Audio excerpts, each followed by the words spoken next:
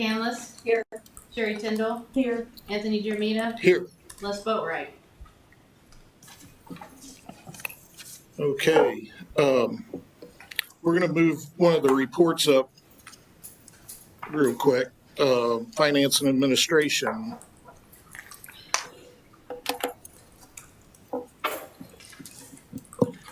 Thank you for that. Can everybody hear me fine? Thank you for that. I'm here on behalf of Cindy, who is currently on vacation. We are here to present the May financials. Not really sure if you have any specific questions about any specific lines. Have you had time to review? It looks like there are some lines where we're hitting target. There are some that we're not necessarily. But if you have any specific questions, I can take those right now. I have a couple of questions. Sure. First, I saw that cost of supplies went up for everybody. I would imagine that's inflationary pressure that you're seeing there. Are you anticipating that that will affect your capital projects? I would say yes, but I would also defer this to the three directors here. We're seeing the cost rise up based on the requisitions that we see come through. But specifically, what are you seeing? Just about, for IPL particularly, just about every project that we're sending out is coming out 20, 30, 40% over the original estimate. In some cases, even more than that. We've had some projects where the bids came back double what the estimate was, and then we've kind of circled the wagons and gone back to the drawing board. But yes, the supply costs and labor costs both are hitting us very significantly. And I would echo exactly what Jim said, but I would add to it is the other part is you may have like a pipe project and they won't be able to get pipe for 8 months. So we're having delays in the project. So what we're going to be seeing, not only will it affect our capital, yes, but will it also affect the timing of the capital? These projects probably won't get done, hopefully this year, but possibly in the next year. So just a heads up on that. Yeah, I saw a big change in your capital outlays from what you projected to what you've done. So that was my other question. Okay. Again, we're seeing a very common 30% on average increase in all of our projects. That is on the utility side. If you want to branch all the way out into even the street side overlay, we budgeted $2.6 million and the actual bid came in at $4.9 million. So when we did the line item evaluation of that one, it was across the board a 30% increase over just last year's prices. So we're seeing that and the delays. We have a Jones Road culvert that's failed and threatening to take an entire lane of the street with it. It's already taken part, and we can't get a concrete box for 8 weeks. Wow. It's insane and painful. So yeah, like Dan said, just getting projects completed, and we've got the contractor that's already been approved by council, and still it will be fall before it's remedied because we can't get a concrete box. Okay. Thank you. Those are all depressing reports. I'm so sorry, but it's happening everywhere. It's not just us. Anybody else have any specific questions about the financials? One thing I will say is I know everybody, or not everybody, but some people are looking for the June financials. It's not out there yet. It's currently being worked on. Our deadline, because it's year end, is July 25th. I want to give you an idea. It is going to be very preliminary. There are some things that we are still waiting for to record. Those things haven't come in yet. We're still waiting for different invoices, things like that to come in. So what you'll see July 25th is very preliminary, and it's unaudited numbers. And we will end the year in the black. That's the hope, but I don't know yet. I don't know yet. Okay. Thank you. You're welcome. All right. Anybody else? I have a question. Sure. So I've attended or watched on the broadcast some city council meetings, and There are occasional offhanded comments, whether it's a citizen speaking or even some of the council members sometimes. And they refer to, I think it's IPL specific, cash reserves, and that it's being whittled away, and this type of statement. I think the candidate debate the other night included this. It makes me wonder if we need a really simplified version so that people who want to make a statement about these financials actually has something they can understand quickly. Because I just hear really somebody says one thing and then somebody says the exact opposite, and both of them think they're right and they don't have anything to stand on. So I don't know what we can do about it, but this is probably more complex than some of them can quickly interpret.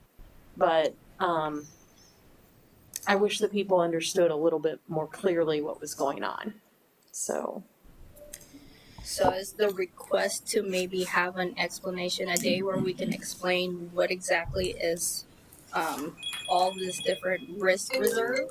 maybe, Okay, yeah. I can bring that back. I'll have to take your call later.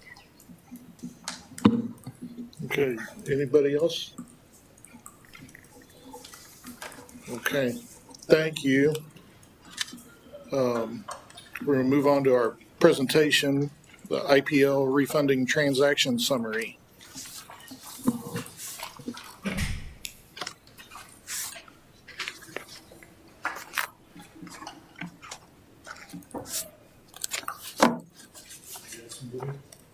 And just to clarify, that is a refunding, not a refunding.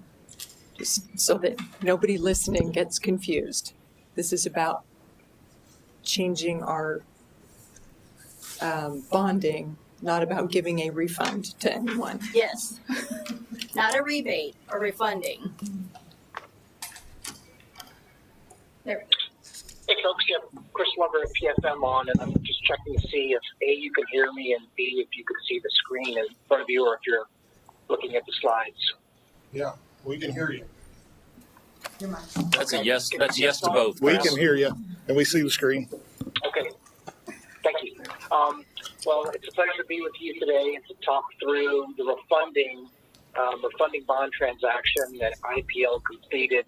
They did refund two series of prior bonds, the 2012 A's and the 2012 F's, and you guys did achieve, let's call it about $7.7 million in cash flow savings.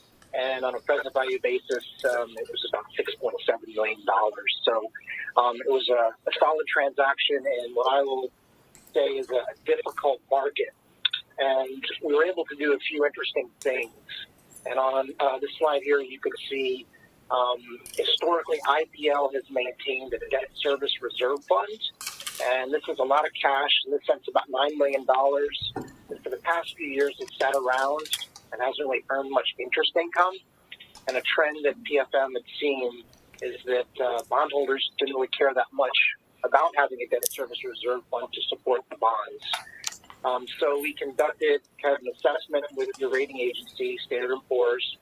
We basically determined we could release this $9 million into the transaction, and that lowers the amount you borrow and boosts your savings up. So it was nice, and it didn't impact your ratings. So you did have an affirmation of your rating at the A level, and that was a new analyst, which is always a little interesting because they might not understand the nuances of IPL. So that's another good news story. This transaction priced back in late April, and again, it was the war in Ukraine. It was a lot of Federal Reserve speak, and there was a lot of turmoil in the markets. So we had to do some things to kind of on the fly in a sense. So we procured what they call bond insurance. That attracted more investors. We had to make a couple of restructures of the transaction to be able to get it finalized and finally sold. And compared to other utilities that priced that day, you guys priced a little bit better, meaning lower yields on the debt. And in all, there's the savings levels that you can see here. Our next slide talks to the general timing. And again, that red logo in the center of the slide there, that's who provided the bond insurance. And what that means is if there's a default by IPL, they would step in and pay off your bondholders. Because of that, the transaction it was insured at that AA- level, so a little bit higher rating, so that helped bring some more investors in, which was nice. And again, we were able to release this debt service reserve fund, which lowered your borrowing by about $9 million. So this is as if you're refinancing your house and you had an extra $5,000 lying around, and you put that into paying off your old mortgage, so you just borrow less and reduce your payments a little bit more. So you're taking cash out of your one bank account and paying off your liabilities with it. We did have a decent response in our marketing. So the city has a bond link page which posted this transaction. We also put out what they call the official statement or preliminary official statement, just like a prospectus for your 401ks, a lot of information and a lot of time and effort to put that together on behalf of the city. And overall, we had a bunch of very big names take a look at this transaction.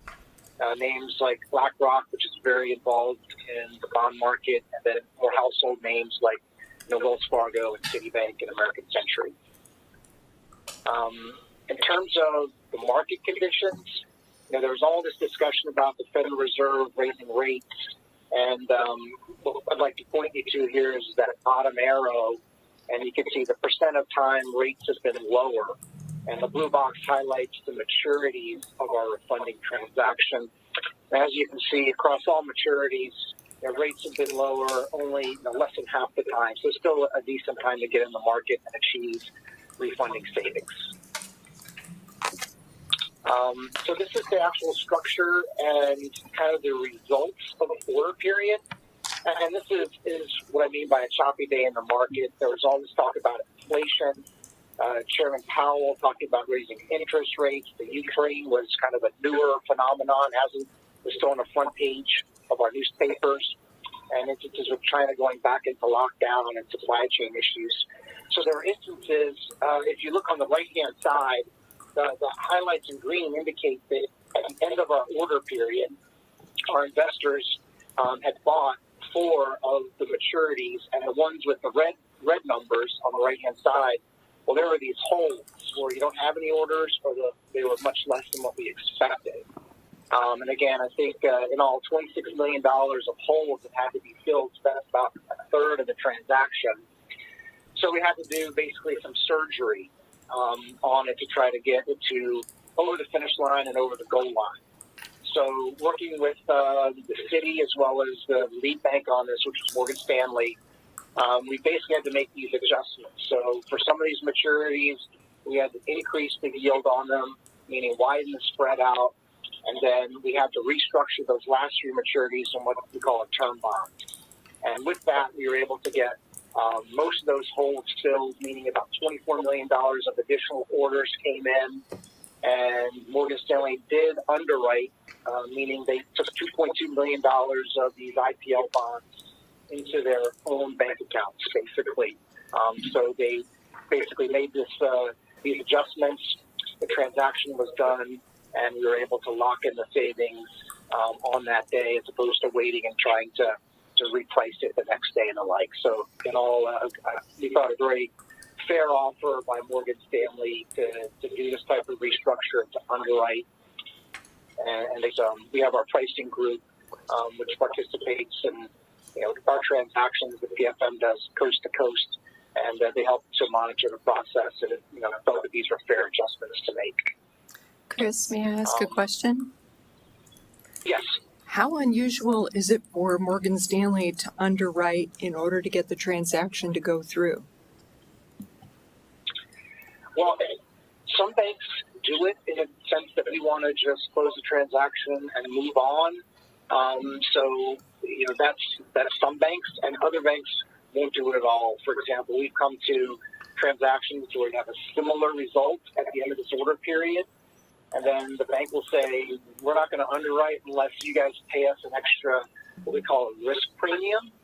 So we'll underwrite your $26 million, but we want an extra $500,000 to do it, add it to our fee. You see other banks that won't even do that, and they'll just say, let's increase these adjustments by plus 10 basis points or 20 basis points, and let's go back out into the market and see if these investors then pick them up with no guarantee that it'll actually happen. So, that's why we thought Morgan Stanley did a very nice job for IPL in the city by saying we're just going to underwrite, and then they'll basically sell these bonds out over time to other investors or through their what we call their retail outlets. If they have a wealth management practice, and you might go in there as they're your wealth manager, and they would say, why do you buy these IPL bonds? They're a great deal, and they're secure, and it's municipal, and it's tax exempt. So it's a very nice outcome, and something you don't see all the time. Did they charge us a risk premium? They did not. Fabulous. Thank you. All right, if no other questions, I'll go to, here's the final investors again, kind of a who's who that didn't stick with the transaction, good hands people, Allstate, Wells Fargo. And then here's the debt service savings. I'll point you to the right-hand column. Well, actually, I'll point you to the left-hand column where it says prior debt service. So we had $127 million in debt service prior for the prior bonds. The refunding debt services at $102 million, and on the right-hand side, you can see the savings pattern here. I will point out there's a red number here and there. So, for example, in 2035, and that's I think we can explain that in two manners. We are trying to balance these two different series we were funded, the 2012As and the Fs, and our software package looks across holistically to figure out how do we optimize savings across this entire 15-year period. So that's one reason. And the second item, second red number there is due to the kind of the practice that exists in our bond community of looking at that debt service reserve as basically funds on hand. So it lowers that $14 million to about $4 million. And that's why you see this savings. But again, we've calculated that the actual result of the release of the debt service reserve fund, basically gave you an extra $300,000 to $400,000 in savings a year over the time period here from 2022 to 37. And essentially, in summary, releasing $9 million, again, that helped lower the par amount that you borrowed, just like putting cash into a refinancing of your house. We did affirm your ratings with the new analyst, which is great. And the city was very responsive in making some quick decisions that were provided by Morgan Stanley and PFM on how to make sure this transaction was done and finalized and done fairly for the utility, the city, and its ratepayers. We did save $7.7 million on cash flow basis, and we're looking at the next refunding transaction. Essentially about a year from now for the water system. It's a little bit smaller, about $16.7 million. So let's hope market conditions hold, and if not, we'll think of some other creative solutions to try to get some savings for the water system customers. And that essentially concludes our presentation on the refunding. And if there are any questions, I'd be glad to answer them. Does anybody have any questions? Hearing none. All right, thank you very much. Thank you. Our next item, we have an action item, IPL revised electric service policy. Mr. Nail. Yes, sir. Our electric service policy is, the policy is approved by ordinance. So in order to make any updates to it or changes, it has to go through that process as well. There's an extensive list of changes that are in your packet there, and much of it is simply cleaning up the language, removing some excess verbiage that really doesn't add anything to the particular item. Many of the changes are to take out sort of descriptive language about what kind of requirements they have to have for various projects, and instead we replaced that with essentially they have to meet the current NEC code, National Electric Code. That way, every time NEC changes, we don't have to go back and make another adjustment to the policy. We just state they need to hire a contractor and they need to meet the NEC requirements. So there are a couple of those significant changes that I wanted to point out to you. In one of them, we have a practice of providing temporary power whenever requested, and we don't charge anything for it. Unfortunately, those assemblies obviously cost money and time to build them, to prepare them, to buy the parts. And when they get run over at the construction site or they disappear from the construction site, we don't recover. In the past, we have not recovered that cost. My recommendation to council is we stop doing that and make that as part of the expectation on the builder, the contractor, is that they set it up. We'll come in and hook a meter up for them and provide the electricity, but they need to provide that infrastructure. It gives them incentive to take care of it. Another change is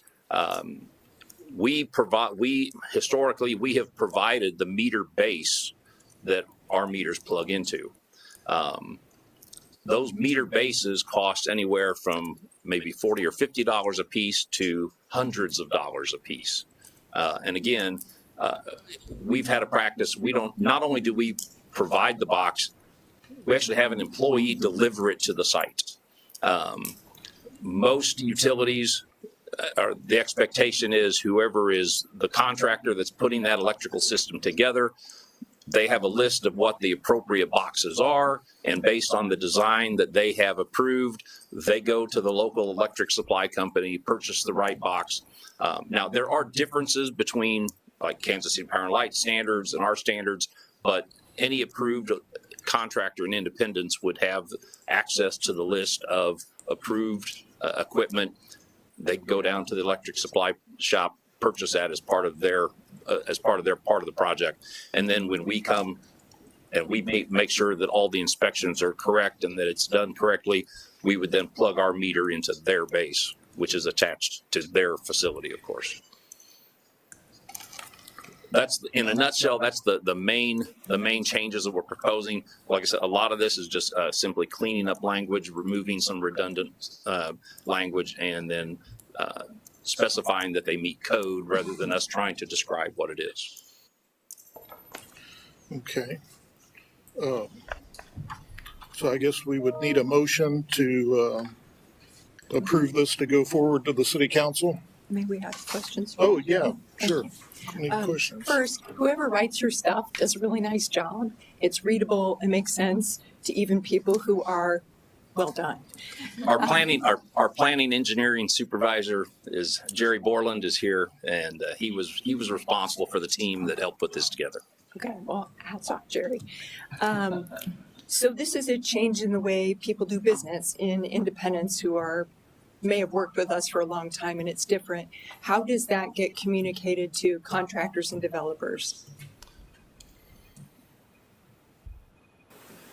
Usually what we would do is give a kind of a pamphlet, brochure, send out, and make sure everybody's totally aware as it is passed by council, so they're, well, I would say aware of it. But we also, we've got some stuff we probably transitioned into it, but we try to have a lot of conversation with them, send out mailers or some other way of communicating it. And we do have the website we could take advantage of to make sure we put the highlights out there so they'd be very aware of it also. Yeah, we can certainly work with Meg to make sure that there's a media announcement that these changes are here. We also have planning meetings as part of the application process when somebody is proposing to make changes to their facility or to construct a new facility. There are planning meetings that go on with all the utilities as well as the city community development group, and we would also have an opportunity to communicate that to our licensed contractors in the area. And then this has nothing to do with your changes. They were just questions that arose as I read the documents. I would assume all new development requires underground placement of lines.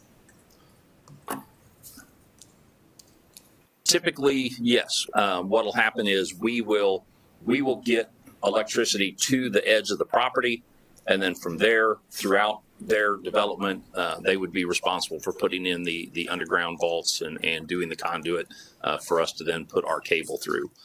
That's typically how new development is done. Okay. So in here it said, if you have overhead lines, you have the option to have them put underground. Is that at the business person's expense or at IPL's expense? If someone is going to upgrade their service, change their service, that getting from their house or their building to our transformer, that's at their expense. Okay. Now we have there, and it's always been in the document, but there is a provision in there that says if you're going to do these changes, you have to go underground. It does say at the IPL director's discretion. So we have been recently, one, because our manpower is strapped and it's hard to get contractors as well. And for some of our residents, requiring them to move underground would be an extraordinary expense. And in reality, there's not a good reason for it other than they made a change in their house. It may have shifted where the box is.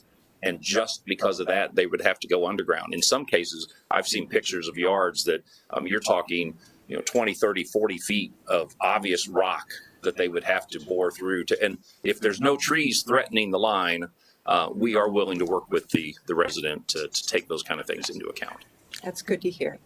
There was also a section in miscellaneous that talked about code generation. And is that just like the hospital obviously has to have a special generator in case things go out? Or does that also address solar? Because I didn't see solar talked about in here at all.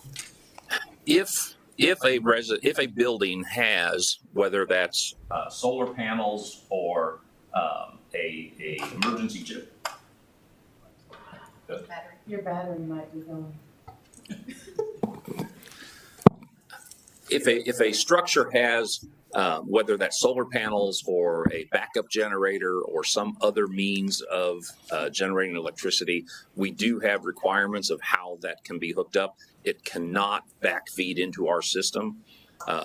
It has to be designed such that if they lose power, when our technicians come up to the house to try to work on the system, they're not going to get surprised by voltage that they're not aware of. So there are requirements that speak to that in there as far as cogeneration. And again, that would apply whether it's solar or a backup generator or even a battery pack. Okay, thank you. Did I say that right, Jerry? Yes. Any other questions? I have one question. Sure, go ahead. Jim, when you were talking about the box, or I think it's called socket for the meter, I think about why that system was in place in the first place as far as IPL providing that. And I bet people were getting the wrong one. And then your tech would come out and not be able to fit the meter in. And so, that's the only thing I would worry about with, removing control of buying that item over to the contractors. But, it's a risk either way. You're either buying stuff and then, of course, providing manpower to drive it over, or you're taking the chance that they could get the wrong one and you get delayed. Well, and that's one of the reasons why part of the permit process, that permit must be pulled by an independent licensed contractor. Mm-hmm. It can't just be, your nephew happens to know a little bit about doing some wiring, so he does it for you. That doesn't work. They've got to have a licensed contractor, and the licensed contractors should know the code. Very good. Any other questions? That's it. Okay. Hearing none, I would entertain a motion. I move to approve, recommend to council. Is there a second? Second. Okay. We'll have a vote. Newton McDowell, Yes. Bridget McCandless, Yes. Sherry Tyndall, Yes. Anthony Jamita. Yes. All right, that brings us to our reports. Municipal services. I don't have anything formal to report today, but I did want to give you an update just on something from last budget year that's we started a new crew at Sewer Maintenance Division, and just got an update on it that I thought was really cool today. So just kind of wanted to pass it along. We started a 2-man crew, and they're an SSES crew, which stands for Sanitary Sewer Evaluation Survey. And their job is to go out into the system and find as many sources of I&I, which is inflow and infiltration, into the system that they can find and stop it. The purpose of that was to basically stop us from paying to treat rainwater, which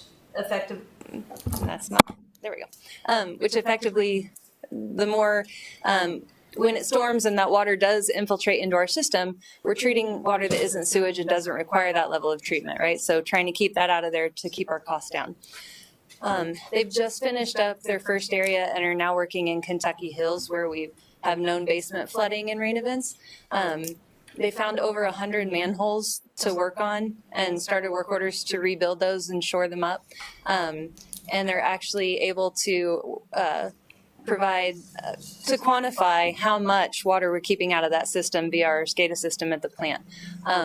This spring, for the first time, we had 0 known flooding, basement flooding events in Kentucky Hills. So just proof of concept, and that crew is, 1, very busy, and 2, being very productive in helping just be responsible with ratepayers' dollars and shoring up our system at every opportunity. So they're doing good work, and I was just excited, so I wanted to pass it along.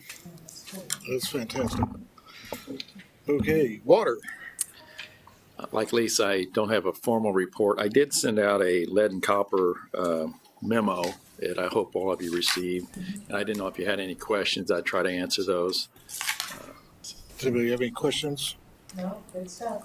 I just want to commend you. The memo was excellent. I think everybody in the country is kind of thinking about lead in different ways, and it was a really helpful way to explain why this is not a concern for us. I know that the EPA put out ruling that we have to be sure we map all of our lead service lines, and you addressed that in there, that we have a few unknowns, but you've got a plan for that. So we should be in compliance, so that's wonderful. Thank you. You're very welcome. So, yeah, but she was mentioning by October 16th, we have to share our plan. But in the meantime, these 5,300 service lines that we are unknown, because we don't own the service lines, so it's kind of hard. We're just going out and potholing them, basically uncovering them, finding out what they are, and hopefully narrow that 5,300 down before that date, so that when we come out with the final report, we could turn in that they're unknown, but it would be nice to know as many as we can, just to relieve anybody's fears. The other good news is that we've never tested. I mean, every time we test, we've not had lead in a service line in somebody's home. So it's slightly depositing, as the memo mentioned. So I just thought I would make sure and drive that home, that we don't believe we're going to have an issue. That doesn't mean that we're not looking at the issue. We'll have to respond back to the EPA like we're doing. So. Yeah, so I thought I would share that.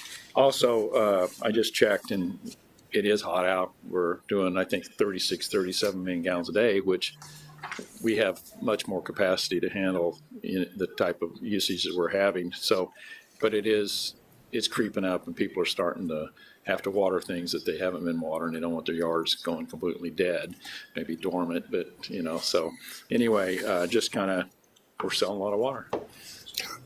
Well, that's good. IPL. I just want to echo what Dan said about the hot weather. Yes, it does. People are running their air conditioning, but our historic all-time peak was 315 megawatts, and even in this heat wave, we've only peaked in the 260s. So whether that's a matter of people are conserving, people have gotten much more efficient appliances and siding and windows since we hit that peak years ago. But right now we're well within our capability of being able to work with Southwest Power Pool.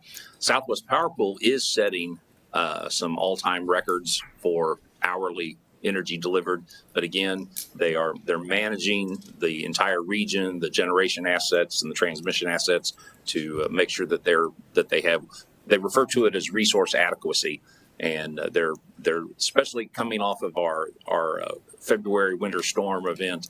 They're monitoring that very closely and making sure that the resources are there and available. And so far, they have not had occasion to issue any kind of emergency alert, energy alerts. The system is working well so far. I did want to update you on a couple of things. We have gotten the generator that was under repair for H5. The generator's back, and the initial testing on that is good. However, the other end of the machine, the turbine end of the machine, there's a vibration that is, as they start up, that vibration's not going away. So our people, and working with GE, we're looking to try to identify and isolate what the source of that is, and then determine a course of action in order to remove it.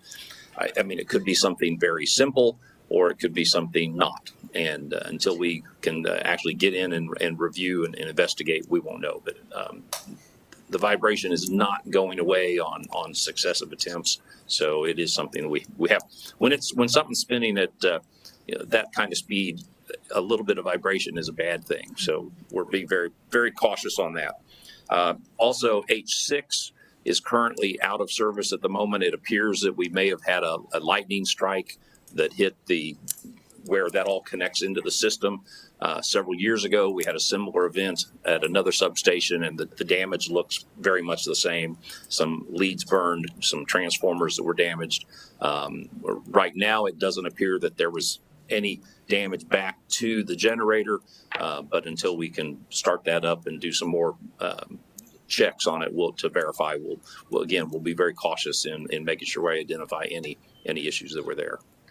But it looks like all the protective relays and the protective designs did their job and isolated it before it got into other areas. Do you have an idea when you might know for sure? Not yet. I mean, we're still investigating looking at the different pieces of that system and making sure identifying what the scope of the damages are. And now, one of the issues that we're going to run into is, again, supply chain. Transformers, and depending on what size transformers can have even more than a year delivery. Some of them we can get right away, some of them we can't. So we'll work with our supply folks and our engineering team to try to make that analysis and get a report out as soon as we can. We are on schedule to make an appearance at the study session. They haven't had the pleasure of us for a while now, but IPL is going to be back at a study session. And one of the things we're going to be talking to the council about is Southwest Power Pool. And again, this goes back to our February event. And Southwest Power Pool and other agencies have done a very deep dive study into what happened, how it happened, why it happened. And some of the things that they're looking at is what I referred to earlier as resource adequacy. Making sure that we have enough power on standby, ready to go, that when they need it, it's there. They can count on it. For many years, we've had that 112% requirement. Southwest Power Pool is recommending that be increased to 115%. The folks at SPP want to do it all at once. The member committee and several other groups that have reviewed this, they've recommended a 13% next year, 14, and then 15, do it 1% at a time. As it goes through the governing body, we'll see where it ends up. But right now, it does look like there will be an increase in that resource reserve that we're required to maintain. The other change they're looking at is how they credit capacity to a unit. For many, many years, essentially, it's been whatever the design of the unit is. It's you have to verify with a performance check annually or every 3 years. You have to do a performance check to demonstrate you can still reach it, but that's typically where your credit is for that system. They're now looking at changing that to take into account performance. So if you have a unit that breaks down all the time, is it really available? If you have a unit that is out for months at a time because of various problems, and even if it's not related to that generator, if it's related to the rest of your system so that you're constantly shutting this thing down and putting it into forced outage, they're looking at a method of doing a deduct off of what they give you credit for based on performance. So we don't know exactly how that's going to work. I mean, what we would lobby for is if it's a major outage like our H5 generator. I mean, that was a specific fault. It takes a long time to fix, but once it's put back in service and verified to be working correctly, I would expect we should get full credit back for it.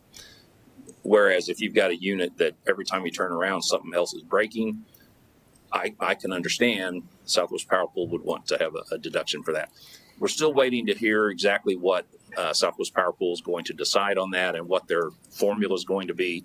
But as we learn those things, we will communicate those with you as well. But the bottom line is it could increase the amount of capacity that we're required to maintain on our system. Any questions? I have a question. Is Evergy part of the Southwest Power Pool? Yes, sir, they are. There's an article, I believe it was out of a Kansas newspaper, talking about how they were able to have a surplus, and they gave a $80 credit per customer during that outage, and everybody else, including us, didn't. How does that work?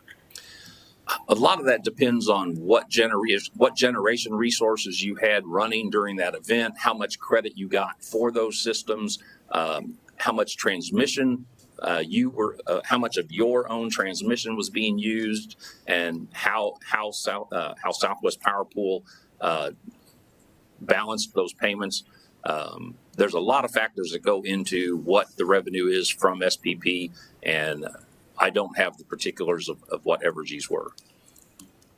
Evergy owns that Wolf Creek nuclear plant, don't they? They're part owners of it, yes. Okay, and they also own Iatan? Iatan. Okay. That's all. Evergy has a lot of generation in their portfolio. Any other questions? So reading about the Grain Belt Express, and I know that the way that got approved in Missouri with PSC was that they had to leave 50% of that energy in Missouri because of eminent domain for the transmission. Will that energy all be available for purchase for the SPP, or is it allocated in some way? Tell me about that. Most of the Grain Belt Express is outside of Southwest Power Pool's territory. It's in, I believe, MISO, the Mid-American Independent. Where its attachment is going to be made is really east of Columbia, Missouri, and that's in MISO's territory. So while it theoretically, I guess, could relieve maybe some congestion on the east side of Kansas City and SPP, I don't know that there's going to be direct correlation to reduction of our prices over here. I don't know that study has been done well enough yet, but the point of it wasn't even going to stop in Missouri, but now it is. But it's in the MISO territory. Okay. So there'd have to be a cross between the two organizations to agreement for that. Thank you. That makes sense. Any other questions? Okay, hearing none. That'll bring us to our upcoming items. We've got IPL, Development of Future Generation, ongoing updates. Efficiency programs available to citizens. And then next month, we'll have our annual officer elections for chair and vice chair. Board member comments. Does any board member have any comments? Hearing none. Okay, our next meeting will be August 18th, 2022. And I would entertain a motion to adjourn. So moved. Second? Okay. We are adjourned. Good job.